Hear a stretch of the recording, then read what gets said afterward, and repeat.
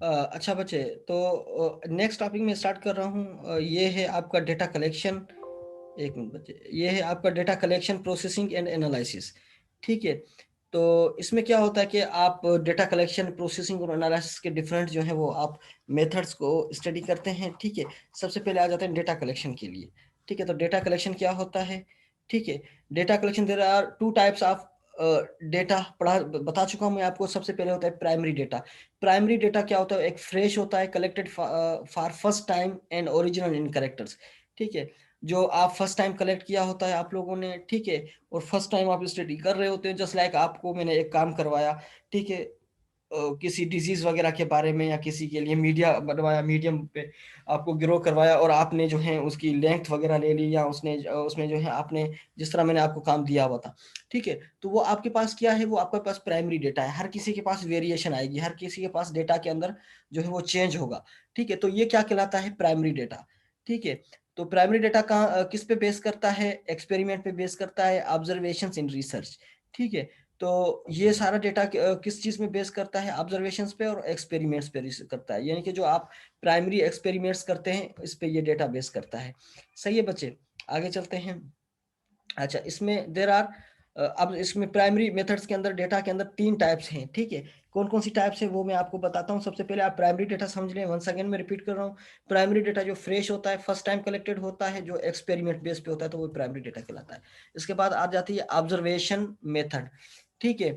Observation of things around experiments are field and it serves a formulated process. तो observation methods क्या होते हैं? जब आप कैलकुलेशंस करते हैं, डेटा को ऑब्जर्व करते हैं, 3 या 4 या 5 दिन का, आप जितना दिन का ट्रायल लगाते हैं, उसमें आप ग्रोथ वगैरह चेक करते हैं, उसमें जो है आप डिफरेंट पैरामीटर्स चेक करते हैं, फिजिकल पैरामीटर्स चेक करते हैं, टेम्परेचर चेक करते हैं, या जो है एनवायरमेंटल पैरामीटर्स चेक करते हैं। तो ये ऑब्जर्वेशन मेथड कहलाता है। ठीक है। इसके अंदर जो है बहुत सारी न्यूली थिंग्स आ जाती हैं। सेकंड होता है बी टाइप, जो होता है वो होता है इंटरव्यू मेथड। इंटरव्यू मेथड क्या होता है कि आप एक क्वेश्चनर बना लेते हैं, क्वेश्चनर के थ्रू जो है आप इंटरव्यू लेते हैं। ठीक है। ओरल वर्बल पर्सन से। ठीक है। ठीक है। Presentation of oral verbal person, it can be applied through personal interview और टेलीफोन इंटरव्यू। ठीक है। आपने एक क्वेश्चनर बनाया हुआ है, उसमें से आप क्वेश्चन करते हैं, उससे पूछते हैं, उससे इंटरव्यू लेते हैं। ठीक है। पर्सनली ले सकते हैं, टेलीफोन कंजर्वेशन से के थ्रू भी ले सकते हैं। तो वो इंटरव्यू क्या होता है कि वो भी प्राइमरी डेटा कहलाता है। जो आप क्वेश्चंस पुट कर रहे हैं, जो आप क्वेश्चंस पूछ रहे हैं, वो फर्स्ट टाइम पूछ रहे हैं, या फर्स्ट टाइम आप उससे इंटरव्यू ले रहे हैं, तो इस टाइप का जो डेटा होता है वो भी प्राइमरी डेटा कहलाता है। और ये इंटरव्यू मेथड भी प्राइमरी डेटा के अंदर आ जाता है। ठीक है। उसके बाद आ जाता है इंटरव्यू मेथड। उसके बाद आता है क्वेश्चनर मेथड। क्वेश्चनर मेथड ये होता है कि जस्ट लाइक आप अपनी यूजुअल लाइफ में देखते हैं कि बहुत सारे सर्वे लोग कर रहे होते हैं। आपको एक पेपर हाथ में थमा देते हैं कि आप जो है इसके क्वेश्चन के जवाब दें, या आप इसके एनालिसिस करें। ठीक है। कि उस पर भी नंबरिंग होती है। ठीक है। 50%, 30%, 20%, या आप एग्री हैं, डिसएग्री हैं, स्ट्रांगली रिकमेंडेड करते हैं, या एवरेज नॉर्मली इसको जो है वो रिकमेंडेड करते हैं। इस तरह के क्वेश्चनर मेथड भी यूज किए जाते हैं आपकी यूजुअल स्टडी के अंदर। या जस्ट लाइक आप ऐसे समझे, जब आप एग्जाम दे रहे तो हमें हमने आप लोगों को कुछ दिए थे क्यूसी की तरफ से जो है वो पेपर। मुझे नहीं लगता आप लोगों ने वो पढ़े हों, आप लोगों ने ऐसे ही उसमें टिक कर दिया। तो ये कहलाता है क्वेश्चनर मेथड। ये भी प्राइमरी डेटा होता है। ठीक है। हर किसी के अपने अपने व्यूज होते हैं, अलग व्यूज होते हैं। ठीक है। It is now quite popular method. आजकल ये जो है पॉपुलर मेथड है। ये सर्वेज वगैरह के पर्पस के लिए यूज होता है, डेटा कलेक्शन के लिए यूज होता है। और जो है स्पेसिफिक क्वेश्चंस होते हैं इसके अंदर, ओपिनियन होते हैं, रिलेटेड इंक्वायरीज होती हैं हर किसी इंडिविजुअल पर्सन की। लेकिन इसमें जो है इदारे पे डिपेंड करता है कि ये जो है कितना कॉन्फिडेंशियल है। बाज़ ये जो है कॉन्फिडेंशियल इंफॉर्मेशन भी जो है वो बाहर रद्दी में आ जाती है, जो पब्लिकली सही नहीं है। सही है। जो ये पब्लिकली ये लोग जो बाहर इसको आउट करते हैं, ये भी सही नहीं होता। तो क्वेश्चनर मेथड भी अप्लाई किया जाता है प्राइमरी डेटा के अंदर। सही। अच्छा, इसके बाद आ जाता है सेकेंडरी डेटा। सेकेंडरी डेटा भी आपको पता है कि वो डेटा जो ऑलरेडी कलेक्टेड हो, जिसने ऑलरेडी उसको जो है वो जो है रिपोर्टेड किया हो, या ऑलरेडी जो है वो स्टैटिकल प्रोसेस के अंदर गुजर चुका हो, पब्लिश्ड हो, तो वो सेकेंडरी डेटा कहलाता है। ठीक है। It means that are already available, just like वो नेशनल इंटरनेशनल सर्वेज के अंदर प्रेजेंट हो, बुक्स के अंदर, मैगजीन्स के अंदर, न्यूज़पेपर्स के अंदर, रिपोर्ट्स के अंदर, पब्लिक रिकॉर्ड्स के अंदर, यहाँ हिस्ट्रिकल डॉक्यूमेंट्स के अंदर जो भी डेटा मौजूद होता है वो सेकेंडरी कहलाता है। या लाइब्रेरी के अंदर जितना भी डेटा मौजूद है वो क्या है, वो सेकेंडरी डेटा है, क्योंकि सेकेंडरी डेटा भी बहुत ज़्यादा इंपॉर्टेंट होता है, वो भी जो है बहुत सारे पर्पज़ के लिए यूज़ किया जाता है। ठीक है। अच्छा, before using secondary data must see the that they possess following characteristic. अच्छा, सेकेंडरी डेटा भी अगर आप गेन कर रहे हैं, ऑब्टेन कर रहे हैं, तो आपको कुछ रूल्स और रेगुलेशन का पता हो। क्या क्या? रिलायबिलिटी ऑफ डेटा, क्या यह डेटा रिलायबल है, इसकी सोर्स रिलायबल है, ये किसने कलेक्ट किया है। ठीक है। Reliability can be find out that who collected that data, Wikipedia ने किया है या किसी अच्छे सोर्स में से जो है ये डेटा जो है वो कलेक्ट किया गया है। तो सोर्सेज देखी जाती है, इदारे देखे जाते हैं, किस इदारे ने किया है, किस पर्पस के लिए किया है, तब जाके आपको पता चलता है कि ये कितना डेटा रिलायबल है। ठीक है। What were the source of data, at what time were they collected. अच्छा, किस टाइम ये कलेक्टेड किया गया डेटा, क्या सोर्सेज थी और किसने कलेक्ट किया। तो ये जो है नंबर 1 इसमें आ जाती है, रिलायबिलिटी ऑफ डेटा। उसके बाद सुइटेबिलिटी ऑफ डेटा, क्या ये सुइटेबल है डेटा आपकी इंक्वायरी के साथ, आपकी इंक्वायरी के साथ, या आपके जो है ऑब्जेक्ट है उसके साथ ये मैच कर रही है या नहीं कर रही। मे बी वो आपकी जो है स्टडी के साथ मैच ना कर रही हो, आप फिर भी ज़बरदस्ती उसको अपनी स्टडी के अंदर मर्ज कर रहे हो, तो ये प्रोसेस गलत होता है। ठीक है। आपको ये भी पता होना चाहिए, the object scope and nature of the original inquiry must also be studied. आपको पता होना चाहिए आपका क्या स्कोप है, आपकी नेचर ऑफ स्टडी क्या है, और ओरिजिनल इंक्वायरी है या नहीं है। तो सूटेबिलिटी ऑफ डेटा भी बहुत ज़्यादा इंपॉर्टेंट है। अच्छा, एडिक्वेसी ऑफ डेटा। ठीक है। if the level of accuracy achieved in data is found uneducated for the purpose of the present inquiry, they will be considered as inadequate and should not be used by the researcher। अच्छा, just like data आपसे इतना relate नहीं करता, वो बहुत different है, अगर आप उस इंक्वायरी को अपने साथ मर्ज करते हैं तो आपका डेटा यानी कि वो रिसर्चर के लिए यूजेबल नहीं है। ठीक है, वो अनएडुकेट कहलाता है, यानी कि मुनासिब नहीं होता इसके लिए। ठीक है। तो इस चीज से क्या किया जाए, तो इस चीज से अवॉइड किया जाए। ठीक है बच्चे, आगे चलते हैं। सही है। उसके बाद आ जाता है topic selection of appropriate method for data collection. ठीक है। क्या सिलेक्शन होनी चाहिए, क्या मेथड्स होने चाहिए डेटा कलेक्शन करने के लिए। ठीक है। सबसे पहले आपको अपने डेटा का nature, scope and object of inquiry का पता होना चाहिए। ठीक है, ये मोस्ट इंपॉर्टेंट फैक्टर होता है। ठीक है, कि आप जिस पे काम करने जा रहे हैं कि उसके नेचर का पता है, आपको स्कोप का पता है, ऑब्जेक्ट ऑफ इंक्वायरी का पता होना चाहिए। ये तीनों चीजें आपको पता होनी चाहिए जिस टाइटल पे आप काम कर रहे हैं। सेकंड, इसमें बी आता है availability of fund, funds available हैं, इतना बजट है, आप काम कर सकते हैं। ठीक है। और ऐसा नहीं है कि आपका जो प्रोजेक्ट है वो ओवरलैप कर जाए, फंड उसमें बहुत ज़्यादा रिक्वायर हो, आप उस फंड के अंदर काम ना कर सकें। तो इन चीज़ों को जो है लिमिटेशन को आपको जहन में रखना चाहिए। मैं जो काम कर रहा हूँ, मुझे विद इन जितना फंड दिया गया है, इन विद इन फंड के अंदर मुझे है कंप्लीट करना, अफोर्ड करना है। तो अवेलेबिलिटी ऑफ फंड भी बहुत ज़्यादा मैटर करता है, टाइम फैक्टर भी मैटर करता है।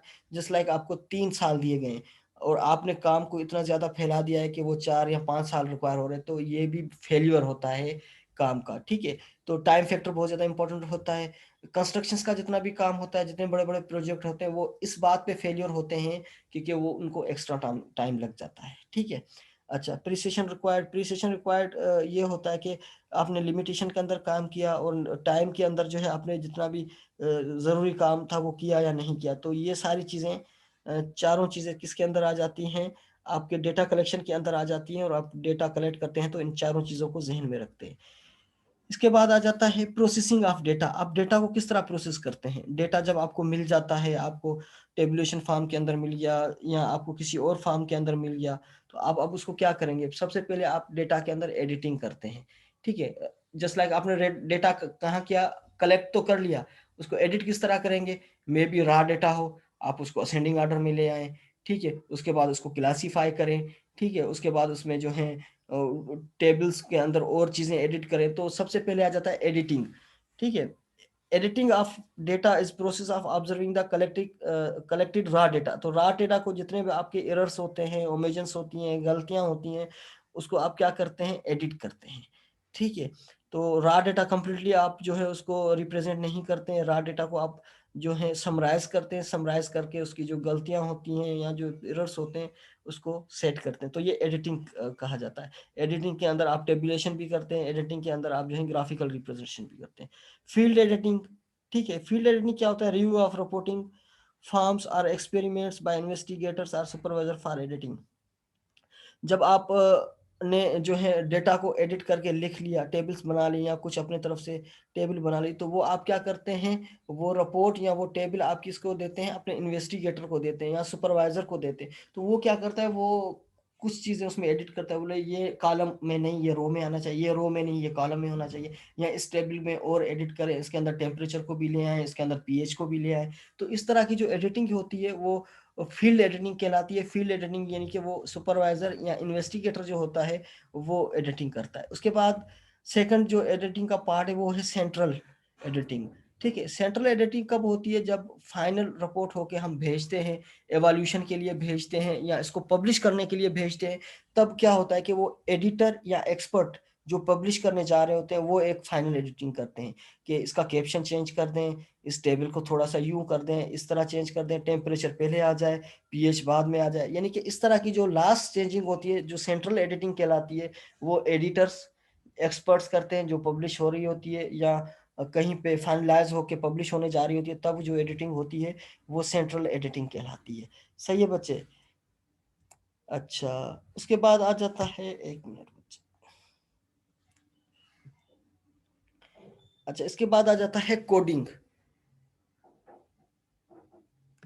आर्य समझ गया, इसको मैं फिर नेक्स्ट टॉपिक में पढ़ाऊं, इसको यहीं पे रोक लूं, जितना आप पढ़ सकते हैं बच्चे।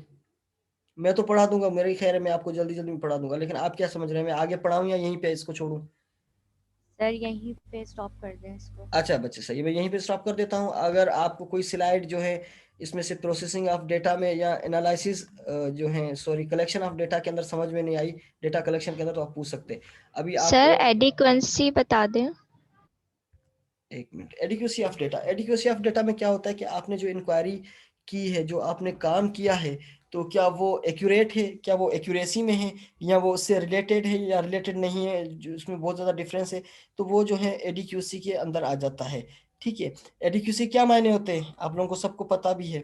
जी बच्चे, what do mean by adequacy? Adequacy का मकसद होता है कि मुनासिब है, इस जो है इसकी इतनी क्वांटिटी है, या इस क्वांटिटी के अंदर ये जो आपने डेटा अचीव किया है या आपने डेटा जो दिया है वो बिल्कुल मुनासिब है, एक्यूरेट है, एक्यूरेसी है इसके अंदर, तो ये एडिक्यूसी आता है। अनएडुकेट का मकसद होता है नामुनासिब है, सही नहीं है, प्रॉपर नहीं है, तो ये अनएडुकेसी में आ जाता है। इसमें लिखा हुआ if the level of accuracy achieved in data is found inadequate, यानी कि नामुनासिब है for the purpose of present inquiry.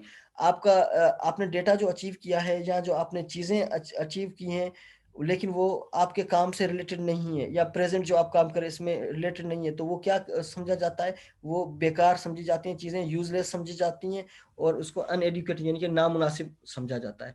तो एडिक्यूसी ऑफ डेटा यानी कि आपका डेटा रिलेवेंट होना लाजमी है, सेकेंडरी डेटा आपकी इंक्वायरी या आपके काम से कंपेयर होना लाजमी है, सिमिलरिटी होनी लाजमी है। ऐसा नहीं हो कि वो बिल्कुल डिफरेंट काम हो और आपका काम बिल्कुल डिफरेंट हो। आ गई बच्चे बात समझ में? कोई और क्वेश्चन? जी बच्चे, कोई और क्वेश्चन अगर आप पूछना चाह रहे हो?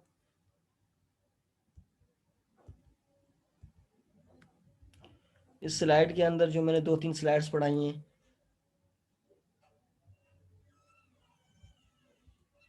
अच्छा बच्चे, तो आपका जो है डेटा कलेक्शन कंप्लीट हो गया, प्रोसेसिंग में अब हम हैं कि डेटा को किस तरह प्रोसेस करवाया जाता है, इसके बाद आपका है एनालिसिस। सही है बच्चे? ठीक है बच्चे, थैंक यू सो मच, इंशाल्लाह फिर नेक्स्ट क्लास में आप लोगों से मुलाकात होगी। ठीक है बच्चे, थैंक यू। ओके बच्चे, अल्लाह हाफिज़। Thank you sir, Allah Hafiz. Allah Hafiz.